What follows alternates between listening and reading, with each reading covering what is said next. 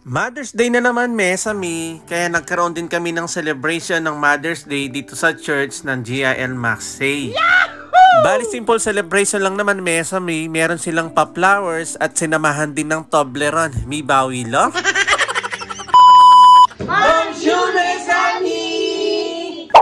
Araw nga ng linggo ito, Mesami, is bago nga kami magse-celebrate ng Mother's Day is magcha-church muna kami. Bali, service muna sa umaga. After ng service is magkakaroon ng konting celebration para sa mga mothers. And praise God, dahil si Ate Titit pala ang magsusunglid para dito sa second service. Kaya ibibidyo ko na rin siya for today's video.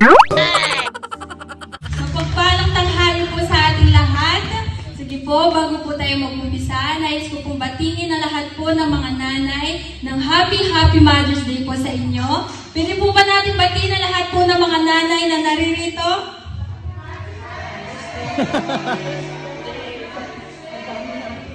Pwede po ba din natin batiin ang ating mga katabi at sabihin na I'm glad you are here. Sige po, iibig ako po ang bawat isa po sa atin na umawit at sumayaw sa ating Panginoon. Church, are you excited to praise the Lord? Mahina po yan. Are you excited to praise the Lord? Amen. Sige po.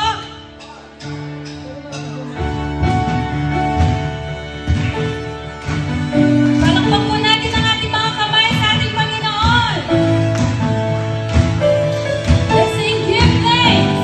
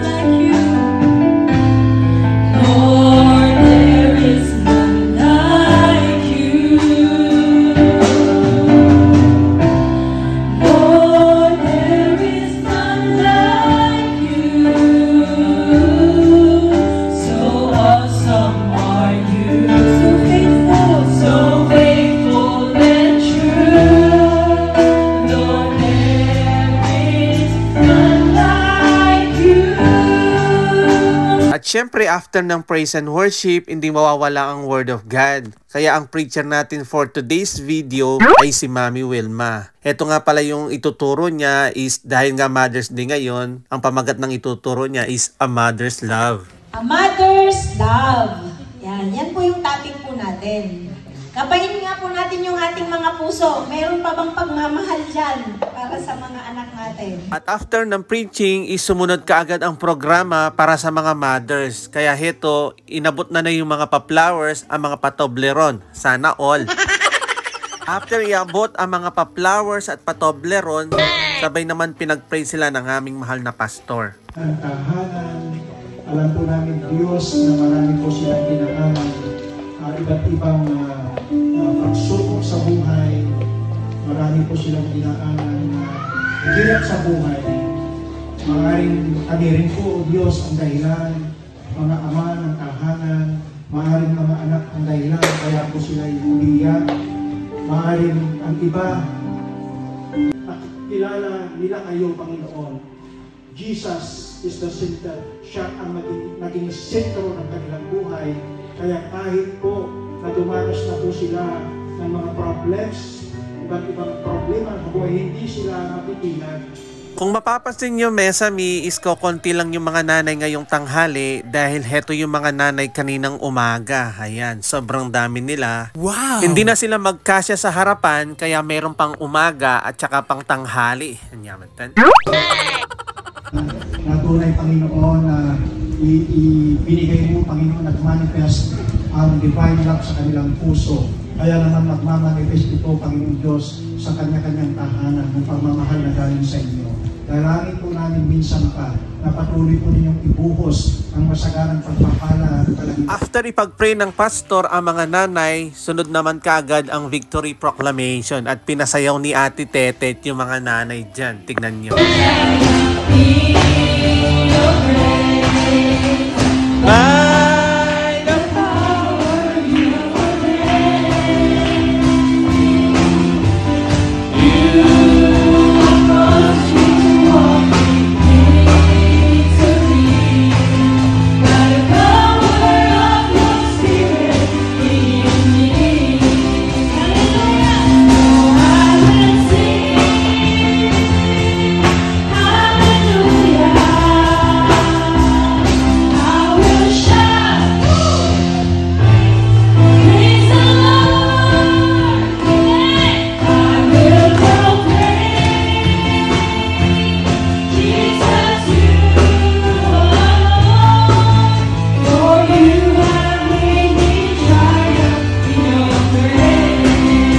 Siyempre, bago magtapos ang service na to, wag natin kalimutan yung tithes and offering. Tapos, ang mag-i-exhort pala dito ay si Mama Neri.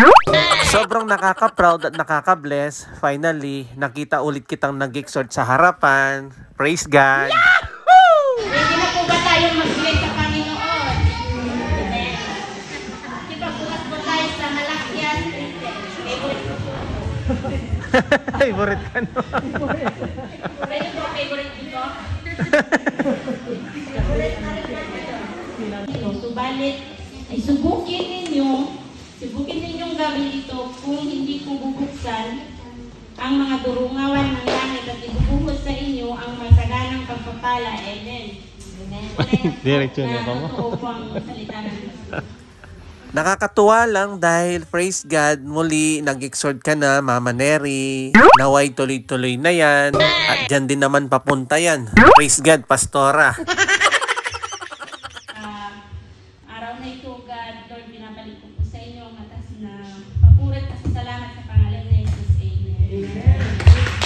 At bago magtapos ang service na to, may mga hinandang pakulo ang mga bata para sa kanilang mga nanay. Heto, panoorin ninyo. Sama.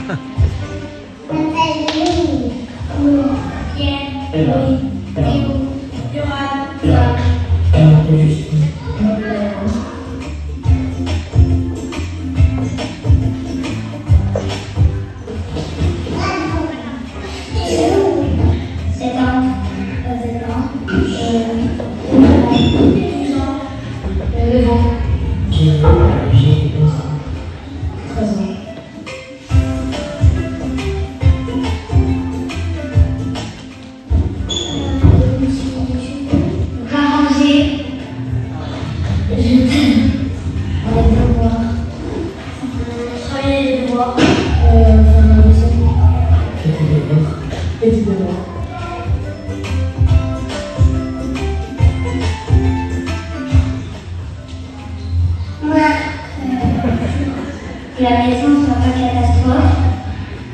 Les cadeaux. On est gentil. J'ai eu la bonne note au collège.